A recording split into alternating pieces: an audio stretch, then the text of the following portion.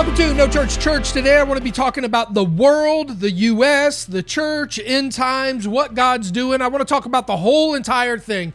And first I want to talk about Trump's inaugural speech. And a lot of times we think of speeches as just uttered words that people want to hear to get goosebumps and stuff like that. But if we look and see what the exact terms that he used, I think we'll be able to catch what exactly is going on through God, through our administration, through this nation, and through the world. And he starts out and he says, "Together we will determine the course of America and the world for years to come. We will face challenges, we will confront hardships, but we will get the job done." And this is where it gets interesting, because today we're not merely transferring power from one administration to another or from one party to another, but we are transferring power from Washington, D.C. and giving it back to you, the American people. And to me, that is what God is doing, not only in the United States, not only in churches, not only in the world, but also in you. What matters is not which party controls the government, but whether the government is controlled by the people. And that's the move that's happening right now throughout all of the world in all systems. It is the people having control over the systems, not the systems having control over the people. January 20th, 2017 will be remembered as a day the people became the rulers of this nation again. We assembled here today in issuing a new decree to be heard in every city, every foreign capital, and in every hall of power. From this moment on, it's going to be America first, which basically he is saying you first, the people first, not the system, but the people are more important than the system. Trump states, "I will fight for you with every breath in my body, and I will never let you down. America will start winning again, winning like never before. We will bring back our jobs, we will bring back our borders, we will bring back our wealth, and we will bring back our dreams." And to me, this is the goal of giving back the freedom to the people so that you can create wealth, so that you can live your dreams, so that you can do what God's called you to do. We will stand at a birth of a new millennium, ready to unlock the mysteries of space, to free the earth from the misery of disease, and to harness energies, industries, and technologies of tomorrow. This is very encouraging to me because I'm an investor. So now I can look at the space energy and how can I invest? I can look at the disease industry, biotech, and some of these new pharmaceuticals that are coming out, and how will they cure disease? I can also look at the energy and what is new energy that is going to be replacing gasoline, new energies that will be renewable, and then also industries, how the production of our country making and manufacturing new items, and then not only that, but the technologies that come out of our nation for tomorrow are all things that I'm looking at investing in. Because if I invest now, think about what new technologies we have in the upcoming years. What will they be like in 10 years, in 20 years? Just look at what happened with Amazon, Tesla, and these things. This is giving us the foresight right now to say, start investing in these areas. Together, we will make America strong again. We will make America wealthy again. We will make America proud again. We will make America safe again. And yes, together we will make America great again. Thank you. God bless you. God bless America. Now, I'm not trying to do a commercial for Trump. I'm trying to say, what was the vision that was being casted to us when we hear those words? What did it sound like when he talked about new innovation? What did it sound like when he talked about curing diseases? What did it sound like when he was talking about new technologies of tomorrow? What did it sound like when he was saying new energies? To me, that's exciting. But then you think about what he said about handing over the power of the government to us, the people, right? Have you not felt like the system of government has kept you down? And now I'm going to even say this. Have we not felt like the system of church has kept us down? Have we not felt like, man, I could just achieve more if I wasn't put down every week? And we're seeing that with news articles. 65 million adult Americans have left the church. What is going on? 13,000 empty Manhattan apartments sitting vacant, the highest number in 14 years. And to me, what it's showing is it's proving that the system, either the political system in New York, is frustrating people so much that they're moving out of the state because they're like, we're tired of paying the higher taxes. We're tired of having the drugs on the streets. We're tired of all of these problems and paying this premium price to live here. And then you put the demand back on us that we need to give more, do more. We need to make up for all of the mistakes that the system has created for us. And then if you were to look at the church, right? 65 million people. This is a boom, aha, holy moly, what is going on? People saying, I am tired of you putting the pressure and mistakes on me. I'm tired of you demanding that I have to pay for all of these things. Just so that I could be saved, born again, and go to heaven, we put all of these demands to have people pay for the kids' programs, have them pay the tithe, have them pay the building fund. People are watching where the money's going at the church, and it's not going out into the community. And people are like, man, I wish my church would give to the community. But the system of church says, no, we're going to be takers. We're going to take this from you. We're going to build ourselves. We're going to build our leadership. We're going to build our work. We don't care about the people. And that's what's happening with government. Overspending. It's more about the leadership, what they want to do, than what the people need, really. And so we're seeing that exodus. We saw it in Trump's speech. And I'm not political. I don't even vote. I don't care, Republican, Democrat, socialist. I don't care. Just what are you wanting to do for the people? And I think the system of the church has gone way too far. And it's basically now falling apart. Our government is basically falling apart. New York is basically falling apart. And why? It's because the system could not run by itself, and the enslavement of the people under it basically broke. And so where do we see this story, right? We see this story with the Israelites, right? They are in famine and they come over to Egypt and they're looking for the promised land. They're looking for some food and they're going to go back. They're just trying to wait this time out. And so they go there and then they find that it's plentiful. And so then they start making their lives, having their babies. And what happens is the leadership of Egypt comes in and says, hey, we're going to put you to work, and basically enslaves them for hundreds of years. Well, what do you think about the United States of America, right? We came over looking for religious freedoms and financial freedoms. We wrote our Constitution, we the people. And then what happens is over time, the system comes in, the government comes in, and then it's like, oh, we need to do this, and now you need to do that. And it just gets harder for you to live under because it keeps getting bigger and bigger, putting pressures on you. I'm going to throw one thing out there. Have you ever heard of bail-in?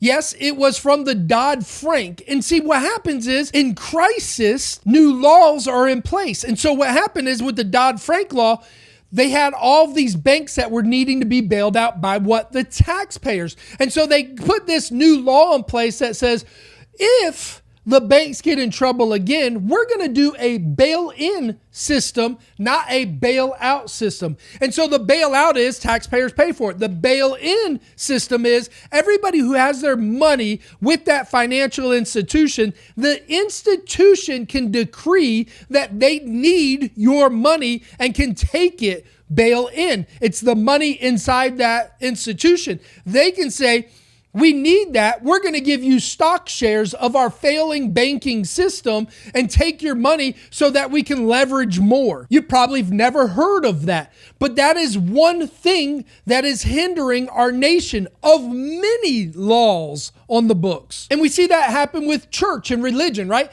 At first it was the Spirit of God speaking to you as an individual. Then it slowly came to where, no, you need a leader. You need a pastor to talk to you. Remember Samuel, right? He goes to Eli and he says, hey, I'm hearing this voice. Now, Eli, even though he had a terrible life and his sons and all that drama going on, was smart enough to say that was the Spirit of God speaking to you. Go listen and hear what he has to say. And of course, we know Samuel becomes a great prophet because he ended up hearing the voice of God for himself. Now, here's what the church has done. The church has said, no, we're going to be your Eli. We're going to tell you what God's saying. You tell us, we'll judge it. We'll protect you. We'll keep you safe in this community, right? Oh, you don't want to be out there like an individual, like Samuel, who did all of these awesome things.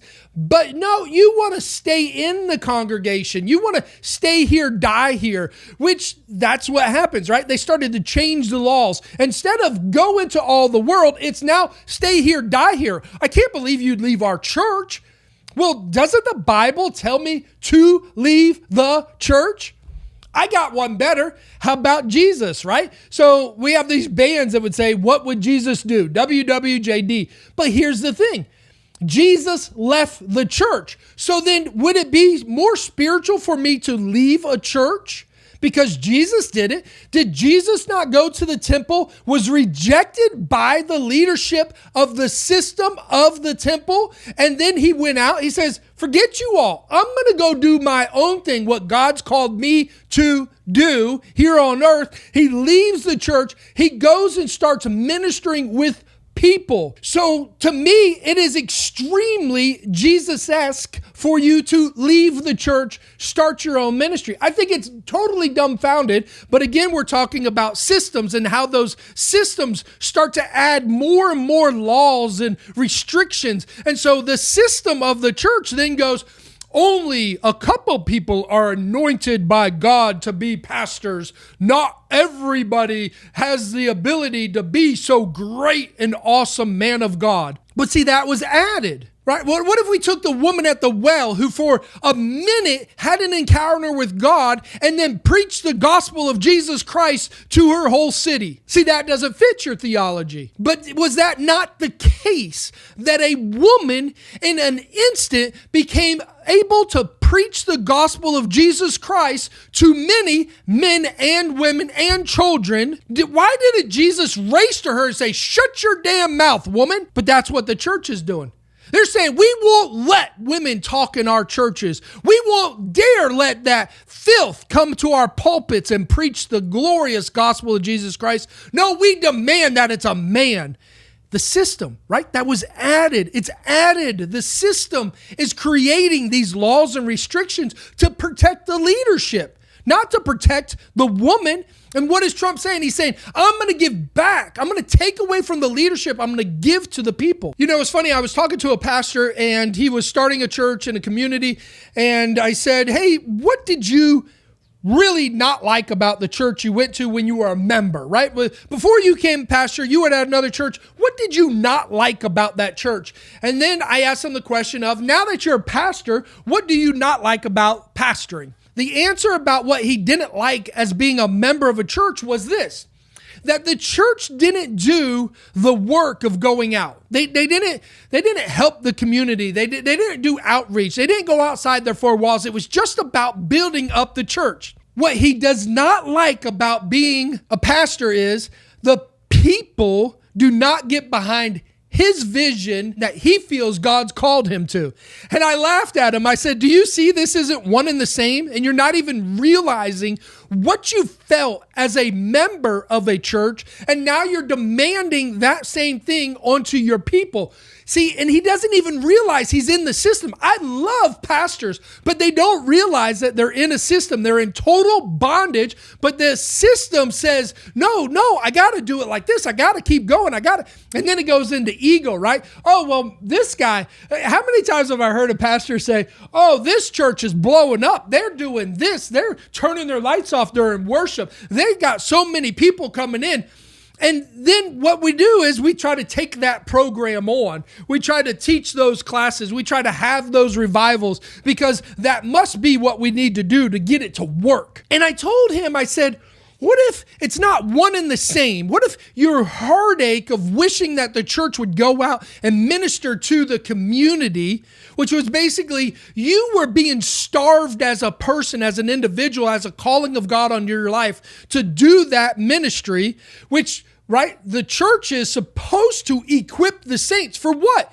For heaven, for the working of their ministry, for volunteership. What is the equipping? Or is the equipping for your own ministry? The church lacks that, and that's why we end up getting everything about the church, not the care about what the people want, giving the rule back to the people. It's more, oh, I don't want to give you the rule. I don't want to give you the right to preach. I don't want to give you money. I don't want to give you this. I want it all for myself. And we make godly things about it. And we say, oh, well,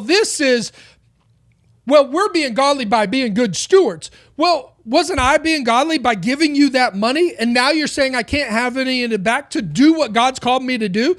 Wouldn't being a good steward be to finance the kingdom of God for all of your people to be able to do what's called in their heart to be able to do? Or to be hoarders so that you get what you want as a leader? Back to the story. So I told him, I said, you want everybody to fulfill your vision. I said, what if you change? What if you totally radically thought differently of the church? What if your leadership of the church was, I want to help you accomplish what God's called you to do, not preach to you what I think you need or what I'm going to think you need to hear to settle you down, to keep you bound to the system. But what in actuality, as you as an individual with special goals and special anointings and understandings, how can I help you as an individual with finances, with connections, with volunteering for you, not you volunteering for me? What if you changed your church system that you put all of your effort into that person to help their ministry grow? Instead of asking for the church to come in and volunteer to help your ministry grow. He didn't like that answer. And we see that in every church. Again, I love pastors, but the problem is the system that the churches have given themselves to. Pastors have given themselves to this system of, well, this is how it's always been. I told a pastor the other day, I said, you would never sell your property. He says, oh, bless God, brother, if the Lord told me to, I would sell it in a minute. And I said, no, you wouldn't, because it would cost you millions of dollars. And what we were talking about is home churches. And he says, man, I really feel it's the call of the future. I really feel it's the, what God's saying for this nation is to break it up and make it community, make it family oriented, give lots of people power. But he would not give up the church because that's where they collect the tithe. He wouldn't allow the home churches to collect the tithe because then that would give them the right of, hey, well, why are we giving this money to the church? It's our money. We held this meeting. And here's the other funny thing. So he gets paid every week, but the home church leaders never get paid a dime. So it's in people's houses. They don't get paid a dime. They go there. They minister to these people. They go to the hospital. They do all these things. They never get paid a dime.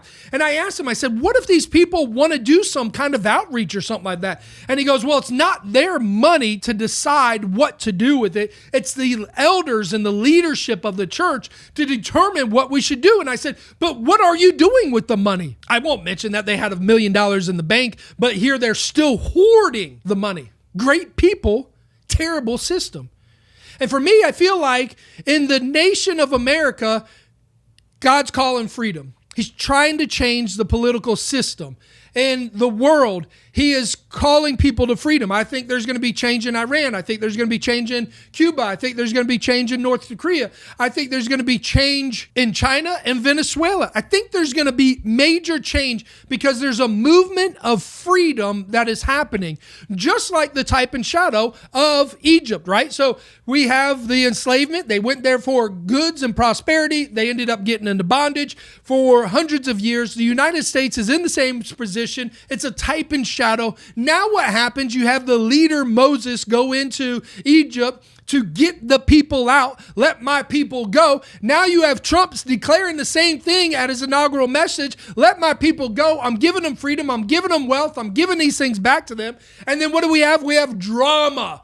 Now, what did we also have with Moses? We had drama like nobody's business, right? We had the Passover, we had plagues, we had all these things going on. When the Israelites were leaving, all of the people were coming to chase them down to kill them. Drama. And so sometimes when we hear things like freedom, we forget that there's a storm in between saying it and receiving it. So, right, Jesus goes in and he goes, hey, boys, let's go to the other side, to Capernaum or wherever they were going. And they get in the boat. And then what happens? Jesus goes to sleep and there's a storm.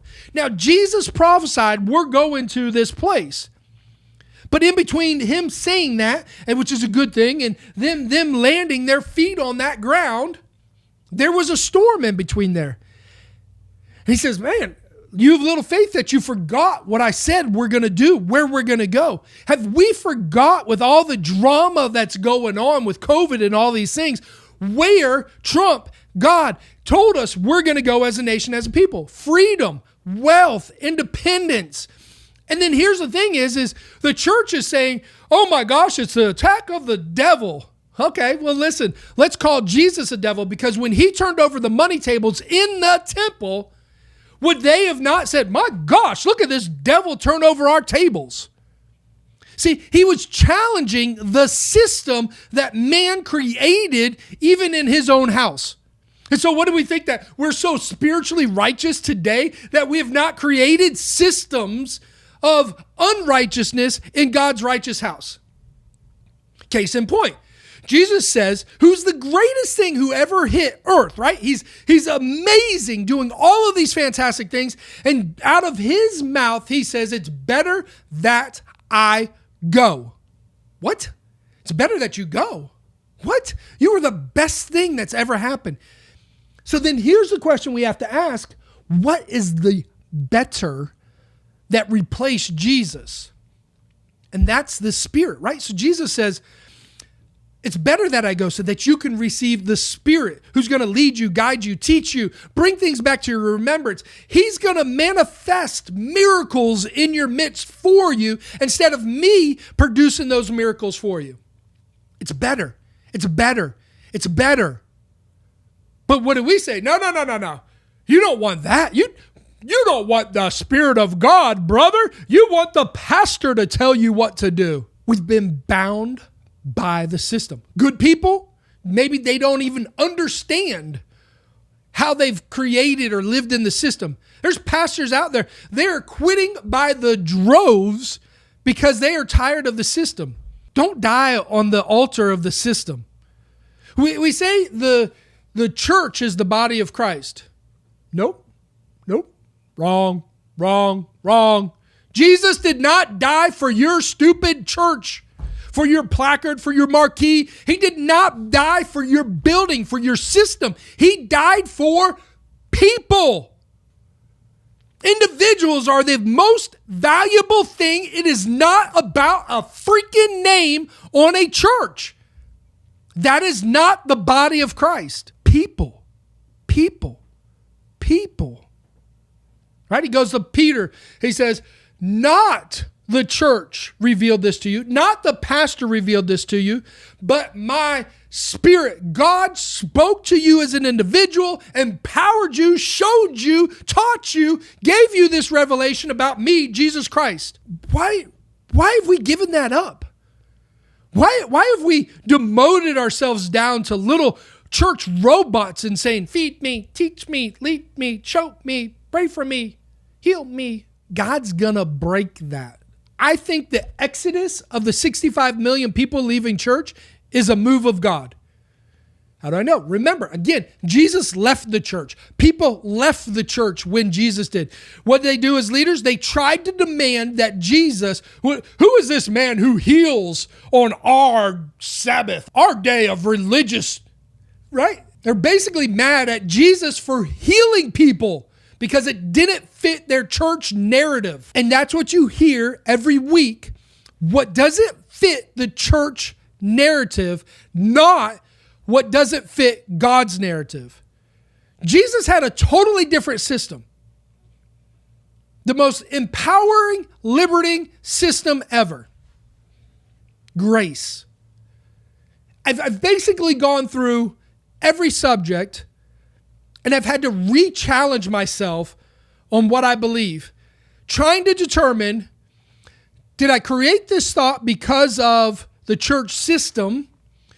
And what have been the results of it? Have it been good results? Have it been bad results? Have it been forgiving results? Have they been in love? Have they produced joy in my life? Or do they produce condemnation? I've gone through every belief system that I had, that I think, and have totally altered all of my beliefs to match and be filtered through the love and grace of God. It's like this. Gay people aren't going to go to heaven because they're sinners. So God hates gay people. No, brother, he hates the sin, not the person. Whatever. He's not sending, based on your theology, what you just said, he's not sending the sin of gay to hell. He's sending the person who is in a gay acts to hell. Then he hates the person. Otherwise, it should be said, if you're gay, don't worry, when you go to heaven, you'll make it in heaven because God will remove that gayness from you and he'll send that gayness to hell, but you'll make it into heaven. No, what you declare is that she's going to hell because of the acts. And here's my thought then. God hates people. You'd have to hate people to do such a torturous thing to them. So then I got to think about this. If there's one person on earth who can love a gay man, a Muslim man, a trans man, woman, if there's one person who can love someone that you declare sinner, then that human being is better than God. That human being can have unconditional love for a sinner, but God can't. So that makes that person better than God based on your doctrine, to me. Or has the system of church totally jacked up God, right? I go with the latter. I go with God is love. So I can't see how love would send their kid to hell. All right, do this for me.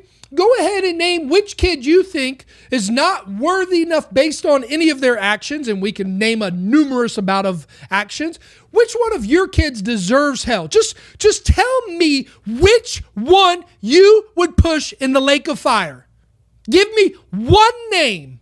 And if you're anything of a human being, you could never. So then why do we declare God, Father of all creation, that he's that way? The system. See, the system has got us to think bad about God, right? The system has made us think that God is a torturer, that God is a punisher, that God's all these things. And we miss the fact that he sent Jesus to die for sin, our sin, all sins. Prayed for sins, asked for forgiveness sins, unprayed for sins, unasked for forgiveness sins. It was sin that he died for. Case in point, can I prove my point that the system sucks? Jesus comes down and he says, if you've seen me, you've seen the Father.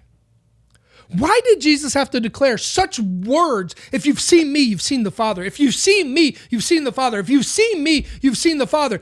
Did Jesus burn the lady who was caught in adultery? Did he say, find me gasoline right now, let's burn her alive?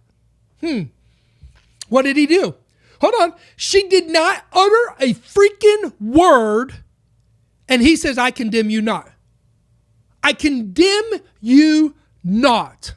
I condemn you not. So if he says, you've seen me, you've seen the Father, and then we see this woman in the act of sin come right before him, and he says, I condemn you not, then is that not an act of the Father seen, manifested right here on earth, that he is not condemning people, especially to hell, to burn for eternity? Can we not declare Jesus Christ saying out of his mouth, everything I do, you see the Father do. Everyone I forgive, you see the Father forgive. Everyone I bless, you see the Father bless. Well, what about the guy who was demon possessed and did not ask for Jesus to come over and declare him free, but did it anyways? Is that not the Father? Alcoholism, declaring people free. Drugs, declaring people free. In these nations under this system, declaring the people free. You're going to see freedom happen in Iran. You're going to see it happen in Cuba, Venezuela. You're going to see it happen in North Korea. You're going to see it happen. And when you see these stories happen of these miraculous things, know that is God the Father freeing people. He doesn't put people in bondage. It is not the love of God that puts people in bondage. We've missed it totally because we're trying to fit pieces in to try to create these systems of church and government and employment. We're missing it. We're adding all of these personal protections as leaders of how can I stay on top? How can I be the rightest right? How can I be control of the money? How can I lead the people because I'm anointed? Give me a break. Go help somebody. I am helping people by teaching them the right way, brother. No. Go help somebody. So there's two types in shadows I really want you to hone in is one with the Israelites leaving Egypt and then what happened, right? They had 40 years of being in the desert. I was telling a friend the other day, I says, man, the desert is a great place to be because it is a lot better than slavery. And that's what we're coming out of. Even as hard as it is and all of the things that happen, if we're reading the story, like we read over real quick the plagues and we're like, oh, what's the big deal? They stayed one night in their house while the death angel came over their house. But was it a big deal for you to stay in your house for COVID? Was it a big deal for you to lose your job, lose finances? Was it a big deal to you to not have your kids go to school or do these things? And we forget that the story that they lived through has real effect on humanity, like for us, right? We forget that they too went through things and maybe they seem worse, maybe they seem better, but we're going through things too. And so I am saying that what happened with the Israelites leaving Egypt was exactly like what we're going through right now. And we're not in the end times. We're going to have at least 40 years from this breakout moment of time. We're going to have at least 40 more years of good prosperity moving forward. Don't be disheartening by what is going on around you. Remember, focus on the prophecy of the other side, where we're going to put our feet, where we're going to land. You know what the thing about water is and the storm rising up is that you could drown, right? It's like, holy moly, I feel a lot safer if a storm would come if I'm on the ground because I'm on solid ground. But in a storm, I could sink. And so just the anticipation of not feeling like you're on solid ground makes the storm that much worse. And I'm telling you, you're going to have your feet on solid ground soon. And not only solid ground, but it's going to be so much better ground. You're leaving one place, you're going to another place, and it's going to be better, not worse. The church is going to be better, not worse. Businesses are going to be better, not worse. The government taxes, regulations going to be better, not worse. The problem is the storm that you face right between the two. But keep your mind, keep your understanding of what is happening and why it's happening, because something better is coming. It would have been easy, right? For they're walking through the water and they got walls of water on both sides. It would have been easy to say, man, this is a lot of work. We got all these donkeys, all these people. We got to feed them. We got to do this. We got to do that. Holy moly. Let's just go back. But they pressed on and saw the freedom. The next story is Jesus coming to the earth, going to the temple, but then leaving the temple. That's what's happening right now. We've got two stories going on at the same time. We've got Egypt and we've got Jesus. And those two stories are butting up against each other, and we're living the manifestation of those two stories today. But it's not about, I know it's going to sound bad, it's not about Jesus in this moment of time. Jesus had his moment of time. He walked the earth 2,000 years ago. He died for our sin on the cross. He had his moment of time. What time it is right now is the Spirit of God poured out on, say this with me, all flesh. Not prayed for forgiveness of sin flesh, not going to church tithing flesh, not pastor laid hands on you flesh, all flesh. Gay flesh, transvestite flesh, Muslim flesh, all flesh. China flesh, Russia flesh, flesh. All flesh will have the Spirit of God, and that is tremendous to me. Miracles are going to be popping and snapping all over the place. I was talking to a traveling minister, and I think it's hilarious because, one, he has to go to churches because pastors who are so anointed by God can't pray and get your healing, nor can the people in your church get prayed and get your healing, nor can people in your church or pastors prophesy for you. They have to bring in pastors, or evangelize. They have to bring in evangelists. And so you're sitting here, and the churches are so empty in what they do that they have to bring people in, proving to me that they're missing the call of the people in the church. What if the pastor knew that every person in that church had one of the 5 gifts? What if he knew that every person in that church is anointed and called by God for one of the 5 gifts? For pastoring. See, they don't want to know that. They don't want to say that, because then you're a threat to their leadership. They don't want to say that there's apostles in their church, because then you're a threat. They don't want to say that there's anointed evangelists in there, because now you're a threat. You're more anointed. You do different than what I can do. You serve a purpose that I can't serve. And so now what's going to happen is the people are going to leave. So I have to control the situation, the narrative, and say, nope, only the person who stands behind the pulpit is the most important. God's called them, and that's it. Nobody else. You serve your meager lives here under me so that God might let you into heaven. And he's changing that narrative. The Spirit of God's going to be on all flesh, and you're going to see home churches throughout the country. 5, 10, 15, 20 people, everybody using their gifts. I get so freaking tired of people saying, I don't have my calling. I don't know what I'm to do. I don't know where I'm supposed to go. I feel so useless, worthless. Freedom is coming, and God is taking his church, the bride of Christ, out of the church. The bride of Christ is coming out of the church. It is not going to be in your religious institutions anymore. Pastors, I'm telling you, what do you think he said when he was talking in Malachi? He says, you have robbed me. He was not talking about taking up tithes and somebody taking, just giving 9% or 8%. He was not talking about the people that he values and loves. He was talking about the pastors, pastors, leaders, system has robbed God. And you're doing it today, and that's why you're having change. It's not the devil coming against you, attacking you. It's the Spirit of God pulling people out, and people saying, I'm not putting up with your crap anymore. But this traveling minister was telling me, he goes to these churches and he says he gets these people to come up to him. Every church, 3 or 4 people come up to him. They said, man, I used to believe in healing. I used to have healing. I used to pray for the sick. I used to lay my hands. I used to declare health in people in my own body. But ever since I started coming to this church, I haven't seen miracles. I've lost understanding. I've lost faith and hope. The churches have been robbing people from who they are in Christ Jesus, the Spirit of God from them, by filling them with head knowledge of how you can make it into heaven, how you should live. Not about what God's doing on earth through prophecy, not about declaring what you could do in your ministry. You can't start a church in our town.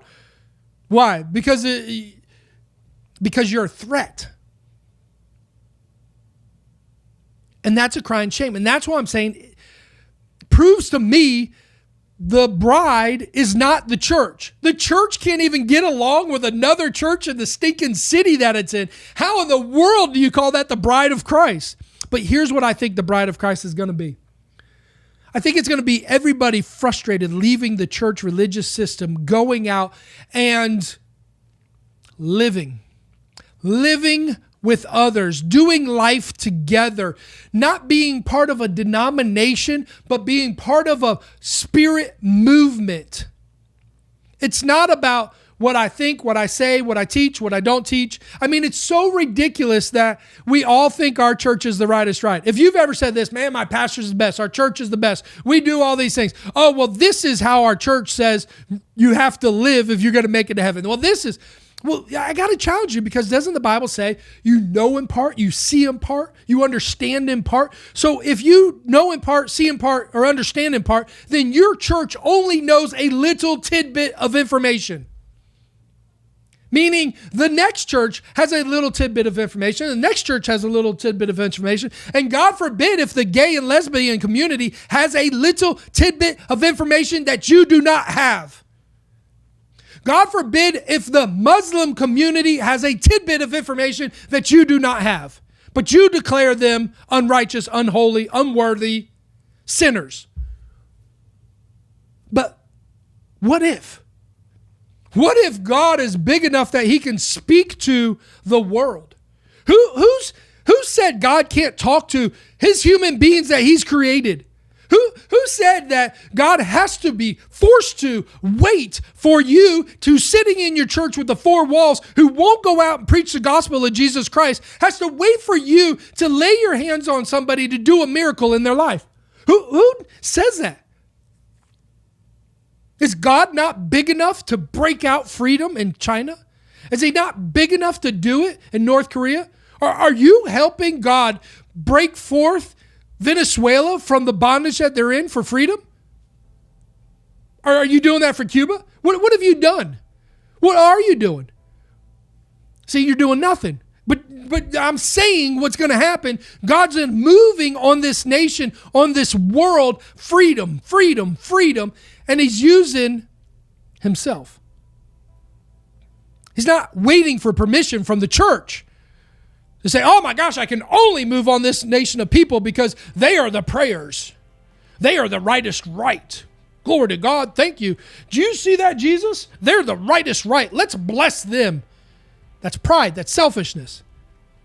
And your church preaches it every week, not realizing how ate up they are in sin. Now imagine the two scenarios coming out of Egypt, wealth, healing, just like we saw in the inaugural thing. We saw that disease would be cured. We saw that new technologies. We saw space. And you know what's happening with space is they're going to mine meteors, and they're going to have all of these resources coming to Earth from space. New technologies coming out.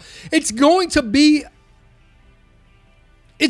a wealthy, wealthy world. And what happened with the Israelites when they came out of Egypt? They were full of wealth, gold. They had all of these resources. They had all of these freedoms. There was no enemies attacking in the wilderness. They were living vibrantly. And then you take the story of Jesus and how the gospel spreads throughout the earth and how healing manifestations take over and how all these glorious things happen because of freedom that Jesus brought to the people. Freedom's a big word. People die for freedom. Our nation is based on freedom. But the system has created for us not to be free. And I believe we're in a time that God's changing that. Until next time.